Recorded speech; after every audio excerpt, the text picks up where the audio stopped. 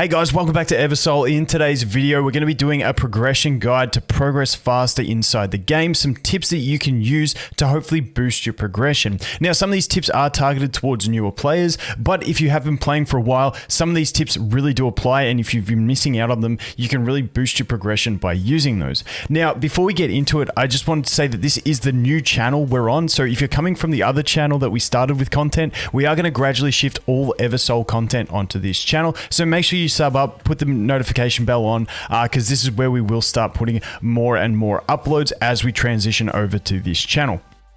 So the first thing is, this account that I'm looking at right now is a day 4 account, and just so you understand the progression that I'm on at the moment, on day 4 we're at stage 10-3 in the campaign, and if we go over to the tower, if we look at this one, we are at stage 71 of the tower. So that's where we've progressed to in 4 days of the account. I believe that's where we're at. Let's just have a look. But like I said, day 4 login. So some of these things will definitely apply to people who are on their second, moving into their 3rd week of play as well. So the first thing that I want to look at, which makes a massive difference, is going to be the faction gates. So as you can see, I'm here on day 4 and the fairy gate unlocked. You don't unlock this until clearing chapter 8, but once you do, if you can push these faction gates, you get so many resources, especially for an early game player, but even for a later game player, because you start running out of crystals when you start limit breaking, but these stages drop so many crystals along with a hell of a lot of mana dust and gold, and you can just get so many levels through that. You also get the gems, and you also get the memories, which is really handy for, obviously getting more units, summons, because you're gonna need dupes. Now, the best way to do this is just every day, the level sync. Now, I'm recording this 2 hours before the update goes live, but when the update goes live, the cooldown for swapping units out of your level sync will become 4 hours. So it's very easy in that sense that you can plan 4 hours ahead, so you can make up to 5 units to make a 5 team for whatever faction gate is available that day. Put those 5 units in here, then at the end of the day, you can take them out, wait 4 hours, you can put the next faction in. It becomes very important because, like I said, the amount of resources that are given through the faction gates is absolutely phenomenal, and it's huge, especially for early game progression, but especially as you move on, when you start hitting limit break points where you've got to get the crystals as well, because I see a lot of people struggling for crystals, but when you get 1,000 mana crystals like every 5 or something levels, it is huge for that progression. So that is going to be the first one. The next thing I want to look at is the Zodiac. Now, I could do a more in-depth video into everything to do with the Zodiac, but basically the Zodiac has different buffs, and there's 3 important ones. The most important one, in my opinion, is the mana dust early on. Then you have the, where is it? I can't even, is this one? Yeah, this is the one. Then you have this one, which is going to give you gold. And then there's this one, which gives you mana crystals. Now, I like prioritizing this. On day 1 of this account, I managed to progress. Now, you gain one of these allocations for every level your account goes up. Then you just allocate them into these, and then you can activate one of them. Now, only one can ever be activated at a time, but these other passive bonuses up the top still apply. So as you can see, right now I'm getting 50% additional mana dust loot, which is fantastic, and I'm also getting 22% extra idle gold. Now, like I said, those 2 are the most important to me at the moment, because if we go over here and we look at the mana crystals, because you get so many of those mana crystals through the faction gates, as long as you're pushing those faction gates, you're pretty solid. Now, another one that I probably should have mentioned earlier on is rerolling. A lot of people say in idle games you don't have to reroll, which is perfectly fine, but to get a really good start, a good reroll does definitely help. As you can tell in my account here, I got Adrienne, who's really solid. I ended up with double Naya on my reroll. We get Chloe for free, that's fantastic. I got a Catherine, I got my Talia. I'm pretty set up with a really solid team. So although rerolling isn't mandatory, and once you're about like 2 months into the game, you probably won't feel the impacts as much of your reroll. For the early progress, it will speed it up, because if you have a really solid team early on, you are going to be able to progress faster. But like I said, that's only a minor thing. Some people enjoy it, some people don't. Depends how hardcore you want to go into rerolling. Keeping in mind that if you reroll for 2-3 days, you've lost 2 or 3 days worth of progress. So that is also going to be a thing.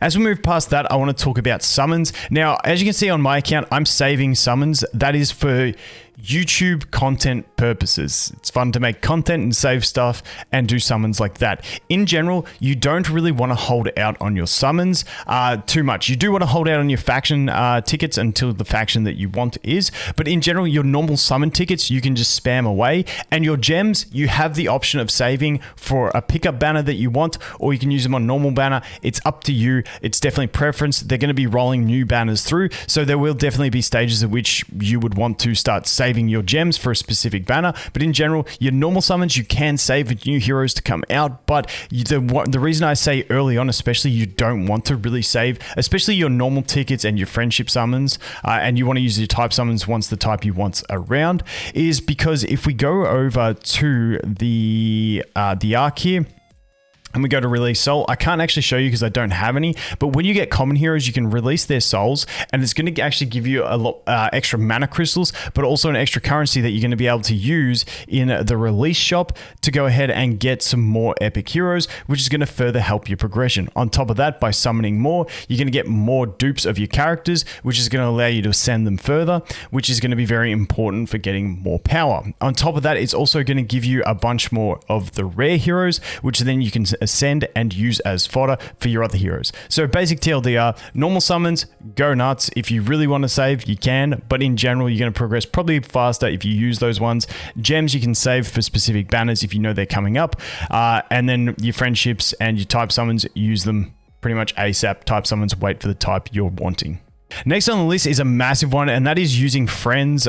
We get 5 mercenary uses per day. You can hire souls over here, and their levels don't get balanced. Like it basically, as a free-to-play player, especially if you're just starting now, you'll be able to find plenty of friends with high-level characters, and they basically just free wins for you. So you get to use them 5 times per day, and so I prioritize using them in my campaign progression so that I can clear stages that I'm stuck on in campaign and keep progression moving. So if I hit a stage that I'm really brick walled at and I can't clear, I will use one of my mercenaries, get past that stage, and keep progressing as far as I can. Use another mercenary. You get 5 per day. It's a really good feature that keeps the game flowing for you, so you don't get brick walled at a stage for like a week and get really frustrated with it. So filling out your friends list and getting those mercenaries is very important for progression. Like probably the most important thing, I'd say, because it just gives you free clears of certain stages that you're stuck on, and using all of them every day is going to be the optimal way to do it, and investing them only when you have to. But you know, if you're running low on time, just use them to spam through 3 stages in the last half hour of the day, and at least you've got progress that you wouldn't have otherwise had. So mercenaries are very, very important. And now we did mention summons. Just quickly, I want to talk about the town. It's very important to get friends, also to clear your town, and also to clear your friend's town, because doing that is going to get you friendship summons. Now, once again, friendship summons is going to get you more fodder. It's going to get you more commons that you can basically release and get more stuff from the shop. It's just going to be all round beneficial. So all you have to do is come over here and you go over to this one here in the top right, and you go visit town. And then you can visit, it will have a red dot if you haven't done your 3 visits, but they call them expeditions. And each one that you do, you just go into a friend's town, you defeat 10 enemies, and then you get 10 friendship points, which is 1 friendship summon. So that is the way you want to do it. And that is the basics behind doing the expedition. But like I said, between clearing your friend's one, having 3 friends clear yours, and then also sending hearts each day, you do get 8 summons free to play, which is actually fantastic. And like I said, all that fodder and stuff is going to help you with progression. Plus, you also have a chance at getting some fodder. The next one I want to look at is going to be the shop. There's one shop thing that I see a lot of people do, because in other games it's more valuable to do this, but that is buying your mana crystals with gold. Do not buy the mana crystals with gold in this game. As you can see, you're getting 150 mana crystals for 750k gold, whereas if you look at in like those faction gates and stuff like that, you're getting like 1,000 every 5 levels. The 150 doesn't make a massive difference, and that gold, you are going to be so strapped for gold if you do this. It's definitely not worth it. As you can see, I'm out of gold at the moment, and I have not been purchasing these. So in the shop, don't get trapped into this one. Just save your gold. As you can see, I have purchased these with diamonds.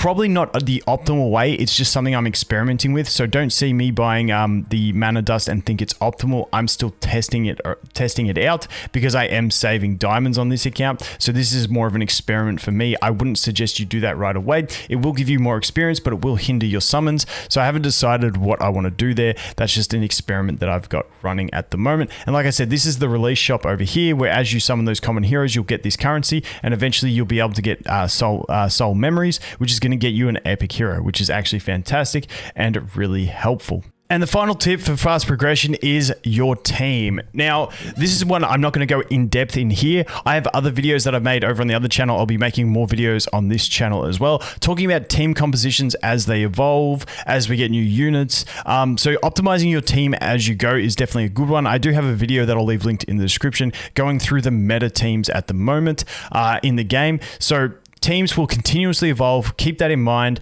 and always be adjusting your team with what's working and what's good. But keep in mind, you do have to invest into specific heroes to get them ascended. So once you've invested, you're probably going to be using that hero for a while. So get a game plan on your team before you get started, and really target those units that you really think are worthwhile building. But like I said, I'm not going to cover that in this video. This is more of a general tips video. I will have other videos continuing to upload that go through teams and stuff like that. So like I said, guys, the big one that I think a lot of people might be sleeping on is definitely going to be the faction gates. They just provide so many resources, it's not even funny, which can boost an account massively if you've been sleeping on these things. But anyway, guys, that is going to be it for this one. Thanks for watching. Hope you have an awesome day, and I look forward to seeing the next one. Cheers.